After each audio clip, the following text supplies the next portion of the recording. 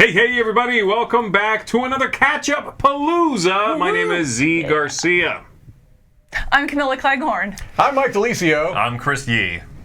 And today, we're going to catch Camilla up, A, and then B, we're going to be talking about 51st State Complete Master Set is the one we have right here. This is my favorite game of all time, Mike. Of all times, You know how good it is. You've played it. Maybe you do. I don't know. Maybe you hate it. But these two right here had not played it before, so we went ahead and played. We did? Caught them up with it, and I'm just very, very curious to hear what they thought. I got a little bit of it after we played. But so one of the big things about it for me that I like is the theme, of course. It's hard to ignore in this one. And the game's not particularly thematic necessarily, or at least you can sort of look above it a little bit. You don't have to sort of dig down into the thematics. I like to do that, but you don't have to.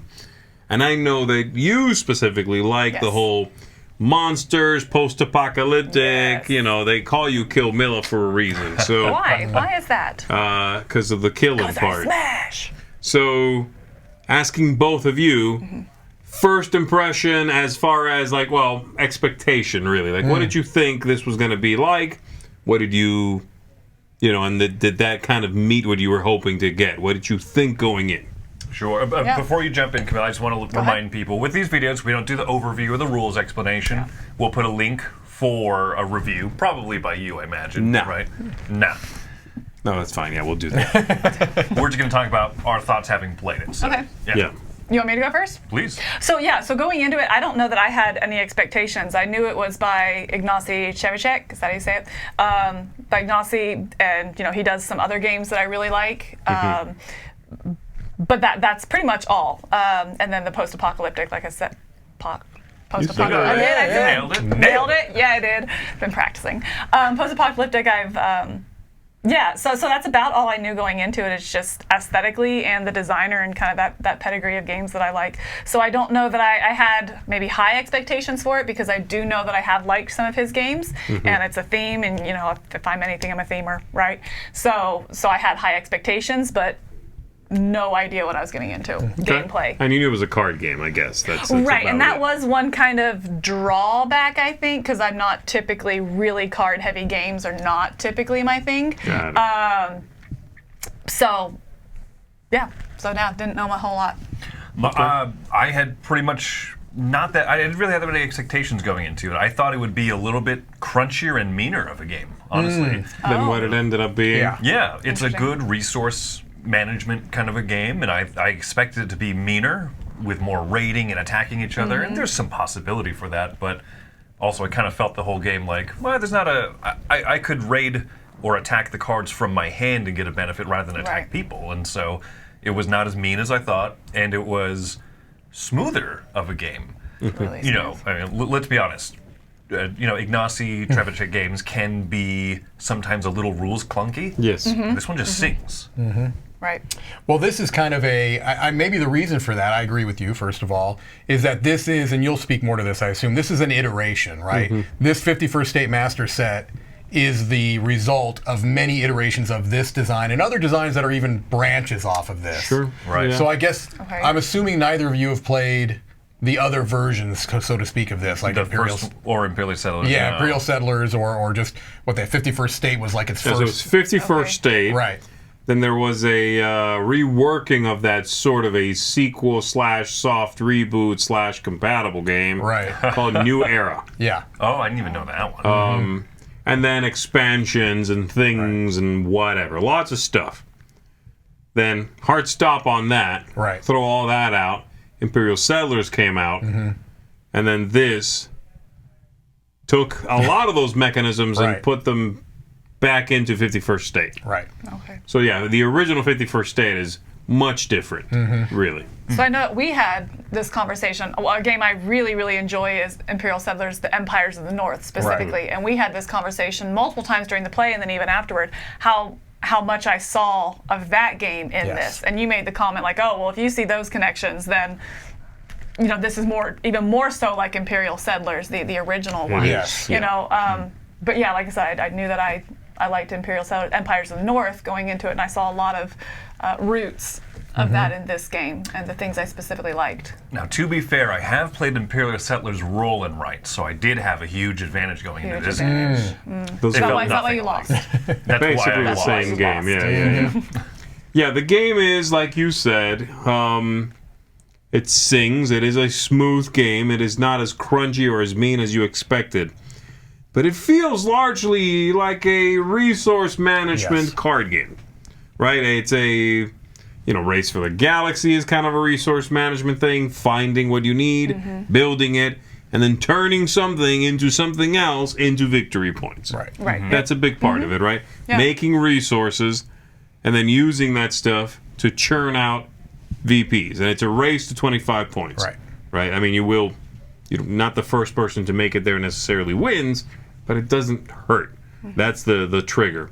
So what did you think of that aspect? Because you are the biggest sort of Euro gamer in the office, certainly among all four of us, followed closely by Mike, I would say. Yeah, but no, definitely Chris is more classic Euro So gamer. that part of it, looking at it from with a strategic eye, what did you think of the game from that point of view? I think it's great. I think it's good because there's 3 different types of cards you can build, and then what you start with is going to be interesting, whether you build up the income part or the action part or just ongoing abilities. I like that.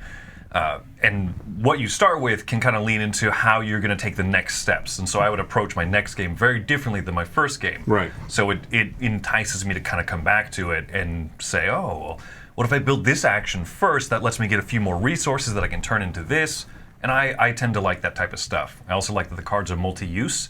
So you can build them, raid them, or trade with them. Right. And I think that those are good. I'm curious to see what you think of that thematically, because mechanically, that's kind of where my mind goes. Yeah. I think, awesome.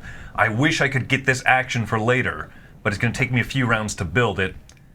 Yeah, it's just worth ransacking now and getting the thing immediately. Right. I like those touches. Right. Thematically, I loved it. I think that's probably one of my favorite parts of this game is that multi-use card and making those decisions. Because, thematically, it's post-apocalyptic and you're fighting. Do I search through this van or do I just blow it up and steal, whatever comes out? I don't know. You want to join me or give me your dough? Right, and so I like it. It kind of has those decisions, and I thought it fit very well with it as you're making those decisions. Short-term gains to long-term engine, and resource management. And I think that was further put into the theme with the various factions that you're playing. I don't think. They're. Again, I hate asymmetric. I think that's too strong of a word, but they have different feels. They have slightly different. They're very slightly, and the one I played. I didn't know this when I chose. The the mutants. I think we chose them randomly. I was like, oh, come to find out, it's the one that just burns everything. I was like, excellent. You're definitely better I'm at definitely that. just burning cards, left and right, and that's how I got my resources to then upgrade, which was very different from both of you when you finished your tableau, your city, whatever it was, that your encampment. You at least had like twice as many cards as I did. I'm a You had professional. okay. Because those are points at the end of the game, They too. were, he forgot that rule, but that's okay. the difference. Interesting. No, I didn't. You forgot to teach that rule. told you that. See? Interesting. Might not have been listening. There you go. You were looking at the cards mutants. probably. I was like, what are they I could blowing blow things up. So I really liked the multi-use that also really helped you play into your individual faction and kind of set your strategy, and kind of gave you more of that long-term strategy instead of that short-term tactics. I really thought that was very well done and well integrated. One of my favorite parts. Yeah, but one of the things I enjoy about the game, I'm kind of curious your thoughts on this, is that we've already established this is essentially a card game, right? It really is a card game. But one of the things I do like is the physical manipulation of the resources, as odd as that sounds, because sometimes you're placing resources on your own boards. Sometimes you're placing it on your cards. Sometimes you're placing things on other players' boards or cards. And I kind of liked that. It reinforces this idea. Especially because they go away at the end of the round if you don't use them, right? Yeah. And so what were your thoughts? Do you feel like this is essentially a resource management game? Is that the key, do you think? Because that's where I come to. I think of this as a resource conversion and management I think game. I do too, because they go away. Right, That's exactly the right. thing. Otherwise, Yeah. it wouldn't have that strong of a feeling, right, of that. It's the idea of, I only have so much time, and if I'm being efficient, at the end of every round, ideally, I have nothing left. Right. Yeah, that feels It won't happen that often. Yeah. But you should be making as much as you are using, and nothing is missing, Correct. and you are having like a perfect through line. I really like that. Sometimes you're like, oh, I have actions unused because I ran out of things. Well, you're not making enough. Right. Or, oh, I have a bunch of stuff left and nothing to use it on. Well, you're making too much or have nothing to pump it into. Right. Yeah, that's the balancing act of the game. Right, that pumping it into where it's not just getting the resources, but it's getting the resources and having the actions available to be able to do what you want with them. You know, because you can't use the resources to build a card. You have to turn it into the action token. You know, and so making sure that you have that set up in order to be able to accomplish anything. So yes, you're managing your resources, but you're also managing your actions and abilities so that you can do something with those resources. Right. You know, whether it's points conversion, whether it's, you know, tableau building, whether it's, you know, to trade something, whatever you need to be and where you're going. And so I think that was really interesting. It's not just getting the resources and making them work. It's getting the resources and figuring out how to do something with them, because you know what you want end game. Right. And you have the resources, but that whole middle section was another part of the game, I think, that I didn't pick up on right in the beginning. You got to synergize. And that's go ahead. And I'll say that at the beginning of the first game, it's not readily apparent, I can get these cool wooden pieces. The wooden pieces are awesome. Massive, by the way. They are. And then I can do an action to trade them into a token, and then I can spend the token on cards. I didn't, it's not readily apparent what that processing step why is that for. process is fair. Yeah. Right. Well, I was about to talk about the same thing. So. Oh, interesting. Yeah. Okay, yeah. I like that extra step because that is another one of those things in the balancing act. I could have 3 of the red pistol pieces. I think this is awesome. I only get to convert 1 for free. I better find a way to convert more of them into those actual tokens. Right. Because those tokens is what you need to build cards or raid or trade. Or just use them for a guy who wants guns traded to him, and he'll give you glory. You know what I mean? And victory points. And that's what I was going to talk about, was that very thing, because that's the main difference between this and Imperial Settlers. Okay. There's no such step in Imperial Settlers. There's no in between. To build a building in Imperial Settlers takes wood and brick. Right. That is what you made. It's not about going out and discovering a place. So like using the gun to get the contact token or whatever they're called to then be able to show up at a place and blow them up and steal all their whatever, right? Contact tokens. I like it. That's contact tokens, yeah. You're making Full contact, with someone, yeah. So that in-between step, and they're very finite. You can do one of each round. Yes. That's the difference. That's why if you you're want putting more those resources on there. Yeah, you got to leave the resource Yeah. there to know you did it already. If you want more, you have to find ways around contacting, again, more people. And getting the rumors from, like, oh, there's a bombed out statue over there. You can go drag it to your empire, and now people will know that you are the guy with the giant statue out front, and you'll get glory. So I like that. I like that the resources, you can keep making them, but if you're not funneling them, and those steps of turning the thing into a token is a funnel step, then you're wasting it. You should not be ending your turn with a bunch of things left over. No. But what was neat about that is I can think of at least one time for each of us, when we three played together, where we had a whole turn where it's like, I did not do well that round. Sure. And we had a bunch of stuff left over, and I think, Chris, you even made the comment at one point, I have no synergy going. Looking at the cards in your hand and down here, and I know I felt that way. And Zee, at one point in the game, you had 42 cards in your hand. Yeah, there's no hand limit. Right. Yeah. But by the end, you had played almost all of them. So at each time, we each had that one moment where it's like, wow, I've got nothing going here. But at the end, we ended up pretty close, I thought. It was close. Especially I think it was close, for our 2 first games. It was really tight at the end. And so I like that yes, it is about setting that funnel and understanding that flow of it. But if you don't quite have it, you can come back from it. It's not that out of the gate. It's like, well, you didn't get it right off the bat. It's not, There's room to recoverable. pivot, for right, sure. Exactly, yes. Well, you both had very different factions. Like you said, you were the mutants. So your tableau building part was harder to do. Right, yeah, very difficult. Your tokens are scarce. There's In fact, not that many. I was only able to do it because I got a card in which allowed me to use one of your actions. You know, one of your tableaus. Yeah, you have to find an alternate way there, and then you were having a much easier time of that. Yeah. Of building up, getting the cards out. You were even building over some or remodeling or whatever they call Which it. is a super cool mechanism, allowing you to pivot. Yeah. Right. So that's a good word. But yeah, you guys were making points in game, and you were scoring points for those cards at the end. So that works out that way. Mike, do you like this one a lot? I do like it. I feel like when Empires of the North came out, that I probably shifted to, if I'm going to play a game like this, I was thinking I'd probably play that one more often. But they're close. I do like them both. I like the theme much better in this. Okay. And so to me, it's at this point, I'd be happy to play either of those. Yeah. I really think of them as kindred games. This has, like you said, those extra steps. I think this is a little more obtuse. I know that I get accused of overusing that word. I feel like it's a little bit more obscured on how you're going to gain your points than it's something like Empires of the North. But I like them both. I like the theme in this one a lot more. So you have to read into this one a little more. Yeah. Like, what's the meaning of this?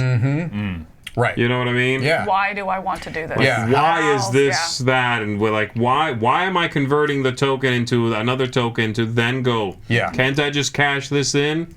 No, and there's a reason, Right. but it might not be apparent. Yes. Yeah. That's So, yeah, it's a little more, I don't want to say subtle. I don't think the game's subtle. They're about the same, but yeah, obtuse is a good way to put it. Yeah. You just have to understand what's going on in it.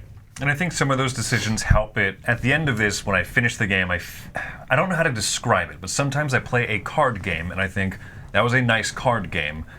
But then there's other times I play a game like this that is almost all cards, and I hate saying it this way, it felt like a board game. Yeah. I don't know what that Right. magic touch is, but this one has a little bit more. It feels a little bit more flushed out. I think It's a because of bigger that. game, It's a little more crunchy, right? A bigger game. It does not feel like a draw a card and discard a set kind of game at all. Right. Yeah. Yeah. There's definitely more going on, more to crunch on, I think. So it sounds like you both liked it then? Yeah, very much so. There we go. Mike likes it. I do like I it. kind of like it. Yeah, you're all right on it. I'm You're- okay on it. Maybe you know. top of your 100. Yeah, it's somewhere in in there there. somewhere. I don't know. Anyway, folks, that's going to do it for us, I think, unless anybody else has anything they'd like to add. I think we're good. Yeah, no, I good. feel Really liked feel it. good about it. 51st State Master Set. I'm going to have to get you guys to play some of the expansions, maybe. Oh, yeah. Bring it on. Definitely. Maybe. Absolutely. All right, that's going to do it, everybody. Thanks for joining us for our Catchupalooza. My name is Zee Garcia. I'm Camilla Cleghorn. I'm Mike DiLisio. I'm Chris Yee. Enjoy raiding the wasteland. Yes.